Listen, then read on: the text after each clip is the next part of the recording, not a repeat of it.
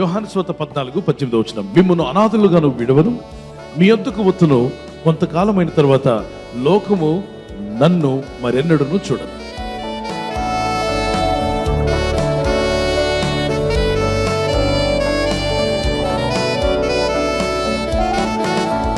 యేసు ప్రభువు తన ప్రజలతో, తన శిష్యులతో చెప్పాడు, నేను మిమ్మల్ని అనాథులుగా విడవను. I'll not leave you as orphans. నేను మిమ్మల్ని అనాథలుగా విడవను. I will come back to you. నేను మీ వద్దకు తిరిగి వచ్చేదను. I will send the comforter. నేను ఆదరణకర్తను మీ కొరకు And పంపుతాను. he will lead you. ఆయన మిమ్మల్ని నడిపించును. He will strengthen you.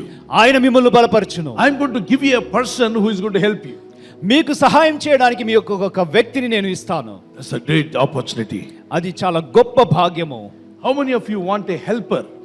మీలో ఎంతమందికి సహాయకుడు కావాలి? మనిషి అనే ప్రతి ఒక్కడికి ఏం కావాలి? సహాయం కావాలి. అలాంటిది సహాయకుడుగా ఒకరు మన ఎద్దుకు వస్తున్నారట. చూడండి, పిల్లవాడికి ట్యూషన్ చెప్పే సహాయకుడు ఉంటే మార్కులు ఎక్కువ వస్తాయా తక్కువ వస్తాయా? ఎక్కువ వస్తాయి. ఒకవేళ ఈ గేమ్లు ఆడుతుంటారు కదా, ఒలింపిక్స్కి వెళ్ళడానికో అథ్లెటిక్స్గా, మరి వాళ్ళకి క్రీడాకారులకి కోచ్ అనే వ్యక్తి ఉంటే, బాగా నేర్పించే వ్యక్తి ఉంటే మేలా కీడా మేలే కదా, బాగా నేర్చుకుంటారు. ఒక వాయిద్యాలు వాయించే వ్యక్తికి ఇన్స్ట్రుమెంట్స్ వాయించాలంటే అతనికి టీచ్ చేసే టీచర్ ఉండడం, హెల్ప్ చేయడం, ఆ హెల్పర్ ఉండడం వల్ల బాగా నేర్చుకోగలుగుతాడు. ఏదైనా సరే, ఇంట్లో వంట మొదలుకొని జీవితంలో ప్రతి విషయానికి సహాయకులు ఉండడం చాలా అవసరం. అయితే మనుషుల సహాయం కన్నా దేవుని సహాయం చాలా గొప్పదని వారు దేవునికి స్తోత్రం చెప్పగలరా? హల్లెలూయా. నాకు హెల్ప్ చేయడానికి ఎవరు వస్తున్నారు అంటే యేసుక్రీస్తు ప్రభువారు చెప్పారు, నేను వెళ్ళిపోవడం మీకు ప్రయోజనకరం, నేను వెళ్ళిపోవడం వల్ల ఆయన్ని మీ యొద్దకు పంపిస్తాను.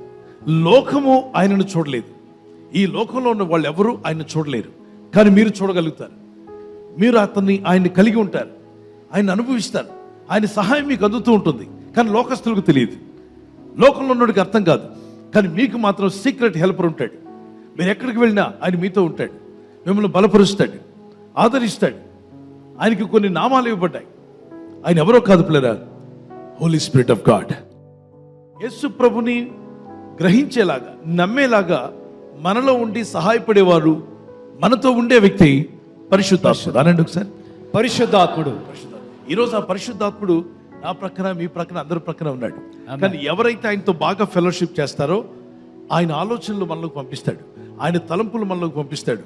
ఆయన ఆలోచనలే కాకుండా మంచి మార్గంలో మనల్ని నడిపిస్తూ ఉంటాడు. మన తప్పిదాలు మనకు చూపిస్తాడు, మనం చేయాల్సిన మంచి పనులు మనకు నేర్పిస్తాడు. ఏ విధంగా వెళ్తే బ్రతుకు బాగుంటుందో, నువ్వు ఏ విధంగా బయటికి రాగలవో, సమస్యల్లో నుండి ఎలా బయటపడాలి, శ్రమల్లో నుండి ఎలా బయటపడాలి, శోధనలు ఎలా జయించాలి, ఇక్కట్లు ఇబ్బందుల్లో నుండి ఎలా బయటికి రావాలి, నీవే కాదు నీ ఇంటి వారిని ఎలా బయటికి తీసుకుని రాగాలి, ఇలా నేర్పించేవాడు పరిశుద్ధాత్ముడు. అంతేకాదు, మీ అందరికీ నాకు కూడా రాని ప్రార్థన ఎవరికొచ్చు? పరిశుద్ధాత్ముడు. కాబట్టి అపోస్తలుడైన పౌలు అన్నాడు, మనలో యుక్తముగా ప్రార్థించటం వల్ల ఎవరికి తెలియదు కానీ పరిశుద్ధాత్మకి తెలుసు. ఆత్మ తానే మన పక్షంగా విజ్ఞాపన చేయించున్నాడు. ఈ పరిశుద్ధాత్ముడు ఏమేం చేస్తాడు? ఆదరిస్తాడు, బలపరుస్తాడు, ప్రార్థన నేర్పుతాడు, మరి ఏ సమయంలో ఎలా ఉండాలో మనకు బుద్ధి నేర్పుతాడు, పాపములు ఒప్పింపజేస్తాడు, నీతిని గురించి అంటే పరిశుద్ధ గ్రంథం అంతటిని దేవుని వాక్యమని, ఇది సత్యవాక్యమని ఒప్పింప చేయడమే కాకుండా ఆయన మీలో ఉండి నడిపిస్తాడు. అంటే మన బ్రతుకు నావకు ఒక నావికుడిలాగా మన బ్రతుకును నడిపించడానికి సజీవుడైన నాయకుడు, గైడ్ మనకు దొరికాడు. లెట్స్ ప్రే, ప్రార్థన చేసుకుందాం.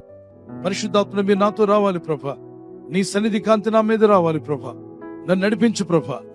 నీ సన్నిధి నాతో రావాలి. ఎక్కడికి వెళ్తున్నా ఆయన సన్నిధి నీతో రాబోతుంది బిడ్డ, నీతో ఆయన సన్నిధి రాబోతుంది, ఆయన ఆత్మ నీతో రాబోతుంది. ఆయన నీలో ఉండి ముచ్చటిస్తాడు, నిన్ను బలపరుస్తాడు, నిన్ను ఆదరించేవాడు, నీకు నేర్పిస్తాడు. ఏం చేయాలో ఏం చేయకూడదో, ఎలా ప్రవర్తించాలో అని నీలో ఉండి నేర్పిస్తాడు.